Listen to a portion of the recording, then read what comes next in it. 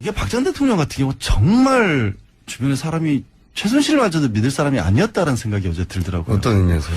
이게 가장 쉽게 박 전 대통령 입장에서 유일하게 풀어나갈 수 있는 건 결국에 최순실이 자기가 덮어쓰는 거거든요. 가져가는 거거든요. 최순실도 그럴 수는 없죠. 지금. 아니 왜 그렇게까지 40년을 옆에서 자기 스스로 특별한 인연이라고 했고 그렇다고 하더라도 대신 형을 살 수는 없죠. 아니 대신 살아나는 게 아니라 어차피 최순실은 벗어나기 어렵잖아요 지금 상황은. 그렇다 하더라도 형량을 조금이라도 줄이고 싶죠. 사람이니까. 내가 주도적으로 했다라고만 하면 될 거 아니야. 어차피 공범이니까. 둘 다 안 했다고 하는 거죠 지금. 그러면 답이 안 나오죠. 그럼 중형을 갈 수밖에 없잖아요. 둘 다 중형인 거죠 지금. 딜레마인 거죠 지금. 그러니까 오늘 아침에 한 언론사에서 이제 안종범 수석의 56건 수첩 중에 두 번째로 뽑아냈던 39건 수첩을 입수를 해가지고 그 내용을 또 공개를 했더라고요. 네. 그걸 보면 안종범 수석에 얼마만큼이나 박 전 대통령이 삼성도 그렇고 정말 빙상, 승마, 정유라와 관련된 부분을 정말 꼼꼼하게 적어놨더라고요. 실록이에요, 실록. 그러니까 네. 그게 결국에는 이재용 부회장의 영장을 그걸로 인해서 떨어졌다는 게 명확해 보이는데 똑같은 얘기가 박 전 대통령 그대로 적용될 수밖에 없거든요. 네. 그런 상황에서 왜 이렇게까지밖에 못 막느냐? 왜 안종범 수석 같은 경우 다른 재판에서 이미 다른 변호인들이 다 입술에서 봤을 거라고요. 유영하 그렇죠. 변호사도 알 거 아니에요. 왜 내가 화를 내고 있지? 그건 모르겠습니다. 이렇게 변호인으로서, 그러니까 소위 변호사로서 전문가적인 관점에서 봤을 때 너무 답답한 피의자인 거죠, 지금. 그렇죠. 네. 그래서 돌파구가 뭐 있을까? 지금까지는 제가 보기에는 없어요. 이렇게 해가지고는 어떻게 합니까? 그냥 제가 보기에는 검찰이 너무너무 유리한 상황이에요. 검찰이 기소한다고 반드시 죄가 되는 건 아니란 말이죠. 그렇죠. 다퉈야 되는데 이렇게 전면 부인하면 사법부에서 검찰이 기소한 것에 대한 친밀성을 더욱 확고하게 만들어준단 말이죠. 이게. 다른 걸로 다투는 게 없으니까. 그러니까 네. 반대 증거가 나오는 것도 아니고 반대 법리가 나오는 것도 아니고. 주장밖에 없잖아요, 주장. 최순실이 나오는 게 그거죠. 서로 이제 공모를 했다라고 하는데 우리가 짰다는 증거를 대봐라. 이런 식으로 나오고 있거든요. 그래서 재판에서 박근혜 전 대통령도 증인으로 불러달라. 이런 얘기를 하고 있는데 그 짰다라는 게 누가 서로 나와서 안 짰다고 말하는 걸. 그러니까. 그게 증거가 되나요? 그게 말이 안 되는 얘기인데 그런 거밖에 안 나오고 있다는 거예요. 너무 답답해요. 그러니까 상황 인식을 못 하고 있다는 거고. 네. 아니 근데 이렇게 말을 다 하는 분이 책을 왜 써요? 나 진짜. 하루 종일 온종일 여기저기 방송 나가서 하고 싶은 말 다 하고 하는 사람이 어떻게 책을 쓸 게 남았나요 아직도? 작가로서의 활동 영역은 그렇게 달라요. 말하고 싶은 게 많아요? 영역이 다르다고요. 이번 책은 어떤 영역입니까? 아니, 책 대상이. 아니 제목 말고. 제목 말고 네. 동화책이에요. 동화책. 동화책? 동화 작가예요. 정신세계에는 맞겠군요. 본인의 정신세계에는. 아니 동화책을. 순수하니까. 거의 이제. 어른이 있는 동화책입니까? 아니면 진짜 어린이를. 진짜 어린이를 대상으로 하는. 어린이들을 위해서. 그러니까 어린이의 눈높이에 맞춰서 어린이가 이런 걸 좋아하지 않을까 하는 동화를 쓴 거예요? 그렇죠. 절대 안 팔리겠네요. 왜 또? 종편에서 이렇게 험악한 얘기를 하는 분이 애들한테 동화를 써가지고 어떻게 잘 팔립니까, 그게? 제가 마음이 순수하다는 걸 아직도 말도 못 안 되는 느끼세요. 책이네요. 근데 하려던 얘기가 있었는데 지금 이게 정말 황당한 얘기긴 한데 박 전 대통령의 그런 상황을 깰 수 있는 실현 가능성은 없지만 한 가지 방법이 돌파구가 하나 있어요? 돌파가 네. 유일한 게 있어요. 뭡니까? 사실 독방에서 합방을 시켜야 돼요. 다른 사람들. 현실 세계로 내려와라. 현실 세계로 들어와야 돼요. 네. 그러니까 그 안에 있으면서 7명하고 있고 그렇게 되면 혼자만의 가둬져 있는 세계 있잖아요. 여태 그 주변 사람들에게도 진면목을 안 보이고 정말 가까운 인간적으로 탁 터놓고 자연인 대 자연인으로 이런 일이 벌어졌다고 말해줄 사람이 지금까지 단 한 명도 없는 것 같아요. 없죠. 네. 그러니까 그거를 깨지는 기회를 본인은 고통스러울지 모르지만 네. 그 방법만이 저는 사실 유일한 방법이고 인간적인 면에 있어서 가능성이 약 3% 정도 봅니다. 그렇다 하더라도 그렇게 될 가능성은. 그래도 그거밖에 없어 보여요. 그러니까 이게 지금 재판을 받는 과정 이어서건 아니면 앞으로 형벌을 만약에 유죄를 받는다라고 하면 형벌을 받는 과정에서건 인간으로서 제대로 본인의 어떤 문제를 깨달을 수 있는 유일한 기회는 그나마 다른 사람들과 섞여 있으면서 생활하는 방법밖에 없을 것이다. 근데 그게 하필 굉장히 특성 공간인데 그게 되겠어요? 그게 좀 일상 공간도 어렵죠. 아니고? 아니 일상 공간이 아니니까 오히려 될 수도 있다고 봐요. 저는 지난번에 땅콩 회항 사건 때, 네. 그 사람은 같이 있었잖아요. 네. 같이 있었으면서 생각보다 많은 걸 깨달았다. 얼마만큼이나 될지는 모르겠지만. 뭐 그럴 수 있다고 그럴 봅니다. 수 있다라고 봐요. 근데 저는. 그 경우보다 더 극단적인 경우잖아요. 그분이야 물론 재벌이고 만나는 사람도 제약이 있었겠지만 인간적인 관계를 유지하고 있었을 거 아니에요. 다른 그렇죠. 사람들 어느 친구도 있고. 정도는. 근데 이 경우는 그것도 없는 거거든요. 그게 참 안타까운. 자연인으로서는 굉장히 기구한 삶이고 그리고 비정상적인 삶이죠, 사실. 이게 바뀌어야 되는데 변호인단에 할 일이 없어요. 이렇게 안 바뀌면. 지금 상황에서는 어느 정도 받아들일 부분이 나와야 우리가 뭐를 다투겠다, 뭐는 인정하자 이렇게 가는데 태도가 안 바뀐다. 변호사 업계에서의 그 중평은 어떻습니까? 그러니까 이런 상황? 이런 섭외가 들어왔을 때. 섭외가 들어왔을 때. 네.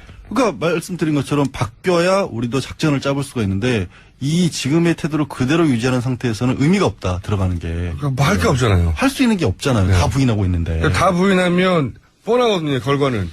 굉장히 안 좋죠. 사실 네. 가장 큰 부분이 뇌물죄 같은 경우는 법리가 복잡하기 때문에 어떻게든지 한번 싸울 만하다라는 생각을 가질 분이 나타날 법도 하거든요. 네. 그리고 이게 뭐 좋다 나쁘다를 떠나서 변호사로서는 어마어마한 일이긴 해요. 전직 그렇죠. 대통령을 변호를 한다는 이렇게 것 큰 자체가. 사건에서 그렇죠. 법리적으로 어디서 다툴 것인가. 그러니까 박근혜 전 대통령에 대한 정치적 지지 여부나 호불호를 다 떠나서 예전에 그 대우가 청산되는 과정에서 세계적인 회계 회사들이 네. 그 경험을 쌓으려고 뭐 돈을 안 받고도 하겠다고 많이 덤볐었거든요. 그런 일을 그것처럼 해볼 수 있는 경우가 없으니까. 그렇죠. 그것처럼 이렇게 큰 사건에서 변호인 입장에서는 법리적으로 어떻게 방어할 것인가를 구상해 볼 수 있죠. 겪는 것 자체가 큰 경험인데 문제는 그 기회를 아예 안 주는 게 저는 이제 서영희 변호사가 직접적으로 맞는다기보다 일단 옳게고 여성이고 하기 때문에 특별 접견을 하게 되면 하루 종일 만날 수가 있잖아요. 게다가 여러 이제 가지 얘기 들을 수 여성 있고. 변호인이고 가족이어서 하지 다른 사람한테는 못했던 얘기를 할 수 있잖아요. 그렇죠. 그런 것들을 기대를 해서 서영희 변호사가 들어가면 이게 신호탄이 될 수 있다라고 생각을 했는데 접견도 못한 것 같아요. 만나지도 못한 것 같아서 지금 한 20분 내외 정도만 구치소에 들었다 나온 유영아 변호사 외에는 안 만난다잖아요. 유영아 변호사하고 윤전치 행정관 두 사람을 그분은 이렇게 변호사가 찍어- 아니니까. 변호사도 아닌데 하여튼 네. 오빠라지를 시키고 있다고 하니까 그 부분이 전략의 변화가 전혀 없다. 검찰로서 굉장히 답답한 상황일 것이다라고 보이고요. 어제 수사 같은 경우는 뭐 다들 언론에도 많이 나왔지만 뭐 수사실을 따로 만들어가지고 원래 직원들이 사용하던 공간을 개조를 해서 식상만 있으면 되니까 식사하고 노트북만 있으면 되니까 네. 한홍재 부장검사 들어갔고 여성 수사관 한 명 들어갔고 보조하는 검사 들어갔고 얘기 드린 대로 유영아 변호사만 옆에서 앉아서 대동을 예. 했다라고 해요.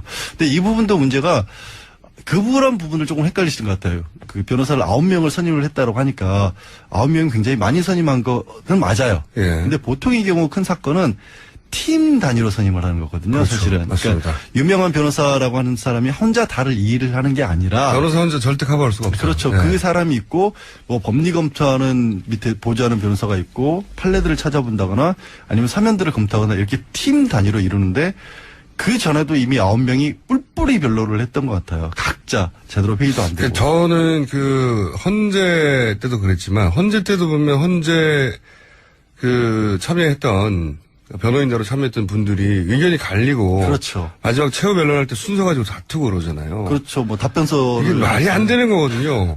변호인단과 함께 일해본 적이 있는 피의자라면 이 사람이요. 예. 전문 피의자로서 제가 지난 몇 년간, 6년 가까이. 이게 얼마나 중요한 일인지. 그러니까요. 알고 6년, 있잖아요. 7년 가까이 피의자를 계속 이명박 대통령, 박근혜 대통령 하에서 해본 저로서는, 도저히 말이 안 되는 상황이다. 한 사람이 진두지휘를 하는 분이 딱 있고 그 밑에서 눈에 보이지 않지만 선임이 대선임이 있고 움직이는 그런 경우죠. 선임이 있고 변호인단이 어떤 사안을 놓고, 왜냐면 변호인들마다 이런 각도에서 이걸 변호해야 된다. 다 의견이 다르니까요. 그렇죠. 그래서 일종의 집단지성을 이루어야 하는 게 큰 사건에서의 기본인데 그 기본이 안 돼 있다. 그러면서 역할을 분담하죠. 자, 좋다 그러면 선임이 당신은 이쪽 맞고, 너는 이쪽 맞고, 그러면서 쭉 갈라서, 그럼 일사불란해야 되고, 의견이 통일되고, 한 방향으로 변호하지 않으면 안 되거든요. 당연하죠. 너무 당연한 건데, 너무너무 그 당연한 부분이 건데. 이루어지지 않고 있다. 그래서 결국에는 부인하는 쪽만 나오고 있기 때문에 이제는 사실 검찰이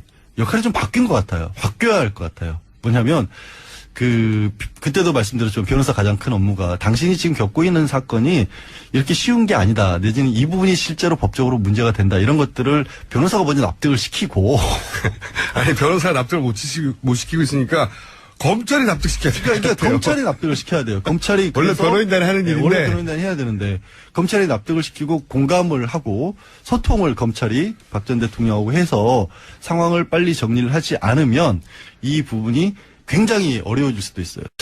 이게 박 전 대통령 같은 경우 정말 주변에 사람이 최순실마저도 믿을 사람이 아니었다라는 생각이 어제 들더라고요. 어떤 의미에서요?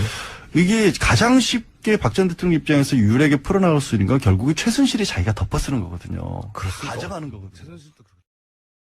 내가 주도적으로 했다라고만 하면 될 거 아니야. 어차피 공범이니까. 둘 다 안 했다고 하는 거죠, 지금. 그러면 답이 안 나오죠. 그럼 중형을 갈 수밖에 없잖아요. 둘 다 알잖아. 중형인 거죠, 지금. 딜레마인 거죠, 지금. 그러니까 오늘 아침에 한 언론사에서 이제 안종범 수석의 56건 수첩 중에 두 번째로 뽑아냈던 39건 수첩을 입수를 해가지고 그 내용을 또 공개를 했더라고요. 네. 그걸 보면 안종범 수석에 얼마만큼이나 박 전 대통령이 삼성도 그렇고 정말 빙상 승마 정유라와 관련된 부분을 정말 꼼꼼하게 적어놨더라고요. 실록이에요, 실록. 그러니까 네. 그게 결국에는 이재용 부회장의 영장을 그걸로 인해서 떨어졌다는 게 명확해 보이는데 똑같은 얘기가 박 전 대통령 그대로 적용될 수밖에 없거든요. 네. 그런 상황에서 왜 이렇게까지밖에 못 막느냐? 왜 안종범 수석 같은 경우 다른 재판에서 이미 다른 변호인들이 다 입수해서 봤을 거라고요. 유영하 그렇죠. 변호사도 알 거 아니에요. 왜 내가 화를 내고 있지? 그건 모르겠습니다. 이렇게 변호인으로서, 그러니까 소위 변호사로서 전문가적인 관점에서 봤을 때 너무 답답한 피의자인 거죠, 지금. 그렇죠. 예. 그래서 돌파구가 뭐 있을까? 지금까지는 제가 보기에는 없어요. 이렇게 해가지고는 어떻게 합니까? 그냥 제가 보기에는 검찰이 너무너무 유리한 상황이에요.